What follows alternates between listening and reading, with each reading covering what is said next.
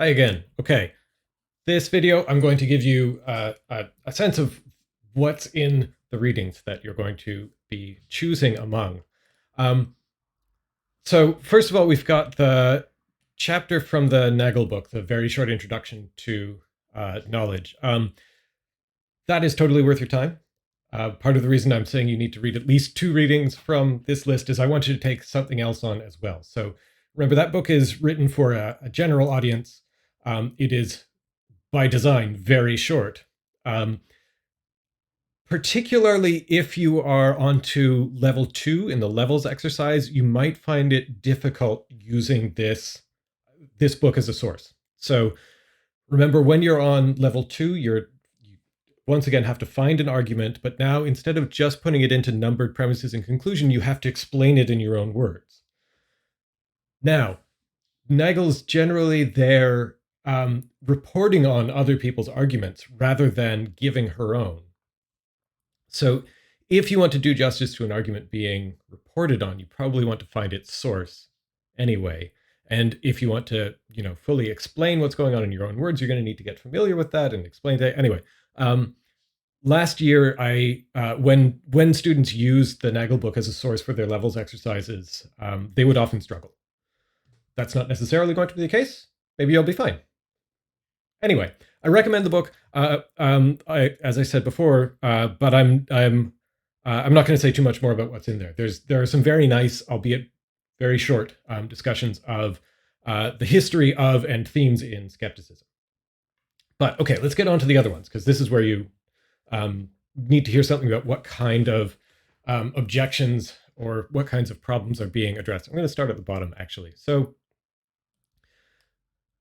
one of the readings here is a chapter from this Matalal book called Perception, an essay on classical Indian theories of knowledge. This chapter, chapter 2, let me see if I can bring it up here. This is focusing on discussing an Indian Buddhist philosopher named Nagarjuna, who was a skeptic. This is, I will tell you honestly, one of my very favorite philosophers from anywhere. But so Matalal is going to explain the kinds of arguments that Nagarjuna gives for his skepticism, or the kind of arguments that he uses as a tool to advance a skeptical view, position, philosophy. There's a good word. But Matalal is going to push back. He's going to say, actually, I think the sort of people that that Nagarjuna is objecting to have good responses. So part of why I think this is a nice article for you, for people in this class, is so Matalal, although he's talking about classical Indian philosophy, he is very much using the terminology, the tools of late 20th century analytic philosophers. So this is a book from 1986. It's written in English, and it's written for an English language audience. That said, as you're reading it, you will find that there is some technical terminology. So right here on the very first page, we've got this word pramana. So this means something like a means of knowledge, a way of coming to know things, a way of understanding Nagarjuna's arguments, the ones that that Matalal is considering in this chapter. Is Nagarjuna is going to say, these theories, these epistemologies, these rival philosophies to his, that say there are genuine pramanas, there are genuine means of knowledge. There are things like perception and reasonable inference and maybe memory or things like that that produce beliefs that count as knowledge. Nagarjuna argues that those things, we can't make sense of that doctrine. It's internally incoherent. But so we can get from this opening paragraph the kind of objection to skepticism that Matalal is going to be looking at. So he opens saying, uncompromising empiricism leads to skepticism. This is sort of the lesson of a previous chapter. This is chapter 2. I think the sentiment here is something like what I was saying about how the failure mode of infallibilism is skepticism. If you insist that the only way you can know anything is empirical, that is, comes through the senses, then you're going to be in trouble if you don't compromise at all. For example, because the claim that you can only know things through the senses seems difficult to verify through the senses. I'm not going to expand on that. That's a worry. Okay, leads to skepticism. One can stop short of the skeptical route by making some sort of a compromise, getting a gesture towards something, well, whatever. Compromises need not always be degrading or scandalous. The question arises, on the other hand, here we go. The question arises, on the other hand, whether skepticism itself is a coherent position. Would not the skeptic himself run into some dilemma of his own? It may be claimed that even the uncompromising skeptic eventually makes a compromise of a sort.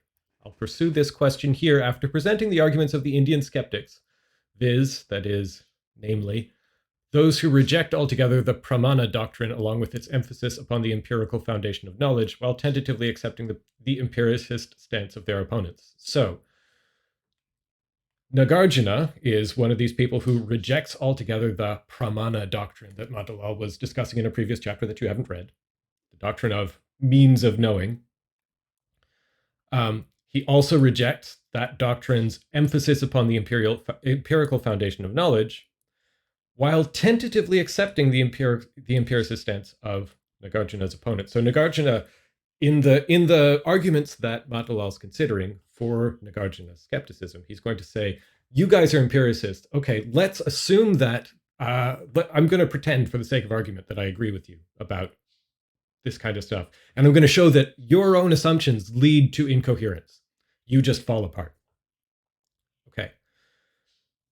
But Matilal's going to get onto problems for the both for Nagarjuna's objections to the pramana doctrine, to the people who accept it, and problems internal to skepticism of his kind. So if you're going to reject the possibility of knowledge, then you have problems. Okay, I want to point out, so coming back to the module page for this week, I have also given you, oh wait, I'm in the wrong spot. I'm going to click over to the module section on Canvas. I've also given you a page with a bit of a glossary for the Matilal paper, just so that you've got something handy to refer to for some of the Sanskrit words that get used. If you find yourself stuck anywhere, as always, send me email or ask in tutorial, ask in one of the drop-in sessions. I am more than happy to help. But okay, so you'll have a bunch of stuff to keep track of. That I think will be helpful with Matilal. Okay, let's come back to our list of readings. So that's the Matilal. Here's the next paper I've got. This is one of a series of recent papers from this past decade, the 2010s. Oh, that decade's over. Yeah, the past decade, by Jane Friedman, focusing in on this notion of suspended judgment. So one of her signature claims is, contrary to the way that I've been talking about suspended judgment, we should think of suspended judgment as its own kind of attitude. So I say contrary to the way that I was talking about it. So in the last lecture video, I said, I talked as if suspended judgment is what you get when you avoid believing something. If you don't believe something, then you are suspending judgment on it. That's definitely a common way of talking about suspension of judgment, about the avoidance of belief, as if they're the same thing. Friedman says, no, they're not, actually. We should think of suspended judgment as its own kind of thing. You might avoid belief and also avoid suspending judgment. Okay. This article is one where she asks the question in the title, why suspend judgment? Why suspend judging, excuse me. So this, I think, is definitely worth thinking about if you're attracted to skepticism. What are the actual benefits of doing something like this? I mean, maybe there's a drawback to believing something when you shouldn't, believing something when you are not as certain as one ought to be in order to believe something. But if suspending judgment is its own kind of thing, then look, so granted that you are not in a position to believe that P, you still have multiple alternatives. I'll say two. Here's one: don't believe and suspend judgment. Option two: don't believe and don't suspend judgment. So, are there definite benefits to suspension of judgment? I'll give you a bit of a spoiler. Suspending judgment connects up with inquiring. We talked about that in the when we were talking about the ancient Greek skeptics. You will see that in the Freedman. She does talk a little bit about Sextus Empiricus, who is one of our main sources for ancient Greek skepticism. He was a sort of second or third century CE Greek skeptic in the Pyrrhonian tradition. Yeah, I don't want to say too much more about him because we'll talk about him in a second. Okay, the next one I want to look at, you have this article by Suzanne Abdurzoek. I think that's how you say her name because I think she's American. Aneta, you might be able to help us out with the pronunciation if in fact she is Polish. I would like to get it right. Okay, so her article here is about a different ancient Greek skeptic. So not Sextus Empiricus, but an earlier skeptic, not a Pyrrhonian skeptic, but an academic skeptic, as they're called. What's the difference? Don't worry about it. Carneades. Okay, we saw Carneades mentioned last week in the Dutton article. He was one of the Hellenistic skeptics. So she is looking at Carneades Pythanon. So this is one of those Greek words that gets a confusing translation into Latin from Cicero, and that makes us confused when we translate it into English because we inherit that stuff from the Latin from Cicero. We talked about this in class last week. For those of you who missed it, you can check out the recording on Teams. Okay. What is the Pythanon? This is, so the confusing translation this gets into Latin is something like probable, or that's the English word that we wind up with, stemming from Cicero's translation into Latin. So when Dutton in last week's article talked about probabilist skepticism, this is connected up with Carneades. What is that kind of probabilist skepticism? It doesn't have much to do with like mathematical theory of probability or the like probabilities that you think of when you think about, I don't know, what are my odds of getting a disease if I stand within 2 meters of somebody? So rather, the word Pythanon means something like convincing or persuasive. Why is Carneades a skeptic? I said. Why is he talking about convincingness? Well, here's one worry. Here's one very standard worry, a worry that was pressed in ancient Greece, a worry for skeptics. If you don't believe anything, how are you going to get out of bed in the morning? How are you going to do it? How are you going to get into bed in the first place? How are you going to stay in bed? Sorry, I'm getting ahead of myself. Here's the worry. Normally, when we take action, particularly like intentional action, if you act for a reason, a way of thinking about that is you act on your beliefs, maybe your beliefs plus your desires, right? How do I get out of bed in the morning? Well, I mean, it would be easy to just stay there. It would be so easy. But I have these beliefs. Like, I believe that I need to go teach a class. I need to meet some students on Teams. I believe that I need coffee and I can't get coffee without getting out of bed because there's no coffee in bed. Those are things that I believe. And then because I desire coffee and I desire to not miss my classes, I act in such a way as to get out of bed and go get the coffee. And okay. But what if I were a skeptic? What if I had no beliefs? What if I lie there in bed and think, I could be in bed, I could be not in bed, I don't know. There could be coffee in the kitchen, there could be no coffee in the kitchen. Maybe there's coffee in the bed. There doesn't seem to be, but appearances can be misleading. Who knows? Maybe I should stay here. And here's a worry, you might wind up paralyzed. Okay. One way of dealing with that, one way of trying to avoid that kind of paralysis is to distinguish between a criterion of truth and a criterion of action. Let me explain what those terms mean. You ran into this phrase criterion of truth in the Dutton last week. What's a criterion of truth? It's something that tells you when something is true.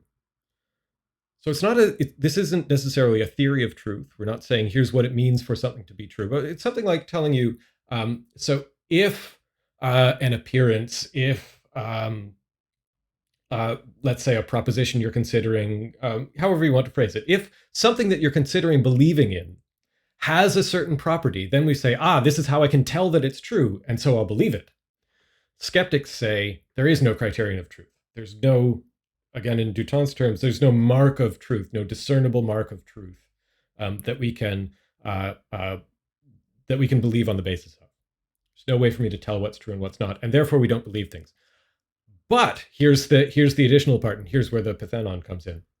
Maybe we can say there's a criterion of action. So there isn't something that I can use to tell which appearances I'm going to accept as true, which ones I'm going to believe, but there is something I can use to tell which ones I'm going to act on. So as I lie in bed and I think, it appears that there is no coffee in this bed, I think to myself, well, appearances can be misleading. I shouldn't treat that as true. I shouldn't believe it. But I think that appearance is so persuasive that I'll act on it. I will act as if there's no coffee in this bed.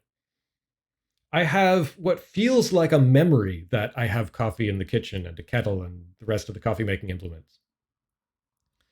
It's possible I've misremembered. It's also possible that I remember correctly, but somebody stole all my coffee stuff. But the appearance is so persuasive, I might as well act on it. Why do we act on the persuasive appearances rather than other ones? Good question. What does Carneades say? Well, he didn't write anything down, and his students disagree about what he thought. So this is part of what Abdurzelek is getting involved in, is trying to figure out what this criterion is. Does it make sense? Can we make sense of a philosophy that says act on the basis of persuasive appearances? But okay, here's a line on it. The reason we act on persuasive appearances rather than other ones isn't because they're more likely to be true, but because they're persuasive. I mean, that's like a psychological thing. Yeah. If it seems to you like you should do the thing, like there's coffee in the kitchen, then act as if there's coffee in the kitchen. Part of the reason why we go along with the appearances, I mean, a part of the story is not just the mere fact that we're persuaded by them, but also that this is the least bad of your alternatives, because it doesn't make sense to act on nothing. Right? So even staying in bed and not going to get coffee is a choice. If I'm deciding between different possible courses of action, where not doing anything is itself a course of action, I don't have a criterion of truth. I need something else to decide which appearance I'm going to act on the basis of. That is, whether I'm going to act as if there is coffee in the kitchen or if there isn't, whether I'm going to act as if there is coffee in the bed or if there isn't. I got to pick something. I might as well pick the things that are persuasive. I am persuaded, or at least it seems more persuasive, that there is no coffee in the bed and there is coffee in the kitchen. So I get out of bed and go to the kitchen. Okay. That's the kind of doctrine that you're looking at there. Now, what's a worry for that kind of thing? This is part of what led to.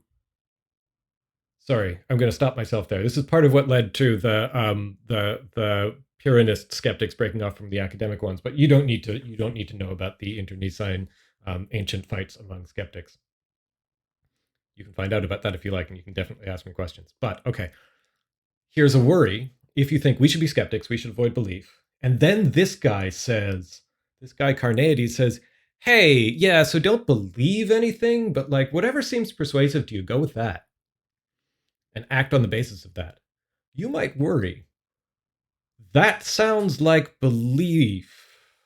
That sounds like saying it's okay to just believe whatever seems persuasive to you. And you might think, this is going wrong. You're letting belief in through the back door and just calling it a criterion of action. But if you act on the basis of that criterion of action all the time, that doesn't seem very distinct from taking it as a criterion of truth and actually believing the things that you're acting on the basis of. So those are worries that will be explored in this paper on the Pythanon. Okay. Next one, we have this paper by Jan Willem Wieland and a response to it by Diego Machuca. So here's the title of Wieland's paper, Skeptical Rationality. Here's kind of the theme. Okay, let me back up a little bit. There are definitely circumstances where suspending judgment seems not only like something that we do, but like the only rational option. So here's an example that Sextus Empiricus, the ancient Pyrrhonian skeptic, one that he appeals to often and that I really like. He says, okay, consider this question. Ask yourself this. Think of the stars in the sky at night. Think of how many there are. Do you think the number of stars is odd or even? It's definitely one of those two things. He doesn't say this. I'm saying this. It's definitely odd or even. Do you think it's odd or do you think it's even? If you are like me and like Sextus reports being, you will have absolutely no opinion about this at all. You will not feel at all moved toward one or the other. They both look totally equally convincing, or rather, maybe I should say unconvincing. You feel no pull towards one over the other. You're in a total state of suspension. You feel exactly neutral about this. It's not just that you're not fully persuaded that it's odd or that you're not fully persuaded it's even. You're completely neutral. How would you possibly decide? I mean, you could count them, but could you even? I mean, there's nothing to pull you to one side more than the other. Okay. Sextus sometimes uses this as an example to say, well, we skeptics, if we're doing things right, we get to feel that way about everything. That's what it is when we suspend judgment. We feel completely neutral about whatever question you're thinking about. So when I think about whether there's coffee in the kitchen or coffee in the bed, maybe one of those, feels more vivid or something. And so I'll act on the basis of that. But if I'm thinking about which one is true, I feel totally neutral, totally neutral. I'm completely suspended. Okay. It's a very natural thing to say when your evidence is totally neutral between P or not P. Then it's rational for you to suspend judgment. It's rational for you to be neutral when your evidence is neutral. But what about an intermediate case? What about a case where, like, you think it's 95% likely that P, but there's a 5% chance that not P? So what's a question like that? So maybe, like, I look at the, how about this? Forget about the weather apps. I'm looking at the sky right now. I can see blue. I see no clouds. I will tell you, just by looking, it is currently not raining outside the front window of my house. I can't tell you anything about the back window. In this country, there's a good chance that it's raining. But okay, out here it is not raining. Consider this question. 15 minutes from now, will it be raining? Or say an hour from now, will it be raining? Yeah, let's take an hour from now. Will it be raining? I think it's unlikely. It doesn't look like it. Maybe I'll also look at the weather app and it'll tell me, there's a low percent chance of rain. Let's say it says 5% chance of rain in an hour. That's very different from the stars, right? I am not certain, I'm definitely not certain that it will still be sunny in an hour. Not at all. It doesn't look super windy, but the winds come on and the clouds come in and, the clouds bring rain. And if the weather app says 5% chance of rain, then maybe it makes sense for me to be like 95% sure that it's going to rain. So, question. Is it rational for me to suspend judgment about whether it's going to rain in that circumstance? You might well think, no. You might think, look, 95% is a lot. That's a lot of percent. You shouldn't be dogmatic about it. You shouldn't insist it's definitely going to rain. Or, sorry, it's definitely not going to rain. Like, if raindrops start falling on your head, you should change your mind, for one thing. But you might also say, look, suspension of judgment is neutrality. That is appropriate in the case where it really is 50-50. It really is, there's no reason to think one thing rather than the other. But this is a case where you have good but not conclusive reason to think it will not be raining 1 hour from now outside the front window of my house. Wieland's going to argue, maybe actually it is rational to suspend judgment in those cases. Okay. So that I find that is I think that's a totally worthwhile question. So maybe somebody like Sextus would say, the thing that it's rational for you to do is find a way to make your evidence look neutral because, in fact, we should suspend judgment about everything. Now, the reply from Machuca is on it comes in sort of, there are two kinds. There are replies having to do with whether this is the right reading of Sextus Empiricus, because Wieland and Machuca are both concerned here with Sextus's skepticism, but also asking about whether this kind of view, where it can be rational to suspend even when you have, let's say, 95% or something other than 50-50, whether that's coherent on its own terms, whether that seems right. Yeah, okay, that's it. That's all I'm going to say. Last thing I'll do, I did want to just show, just in case some of you missed it. So we've got links for some of these to journal sites where you would get these articles. I want you to note, so I'm going to open this in another tab. You'll notice if when you go there, these are not all open access. So like if I click on the PDF, it's going to tell me, if I remember this right, it's going to tell me you need to subscribe. Oh, look at this, you got to get institutional login. The way to deal with this is I have recorded a video on this that was linked on the module guide and FAQ, but I think many of you missed it. Here's what's going to happen in order to get access to this. The easiest way, if you're on a Queen's computer, you might have access automatically, but otherwise you're going to go up and edit the URL here. So you're going to go to this first part, the onlinewiley.com part. You're going to change the dots to hyphens. Then at the end, you're going to write dot queens.ezp1.qub.ac.uk. And then you'll get a Queen's login thing and you'll get access. If you look at that video, I show you how to save a simple JavaScript bookmarklet so that you can just click that button and it'll automatically make those changes. So if I click here, it changes the URL. So there you go. Keep that in mind. For all of the journal articles that I've given you, that proxy bookmarklet should change. That trick should give you access. Now you can view the full text. You can download the PDF. Okay. I'll talk to you soon.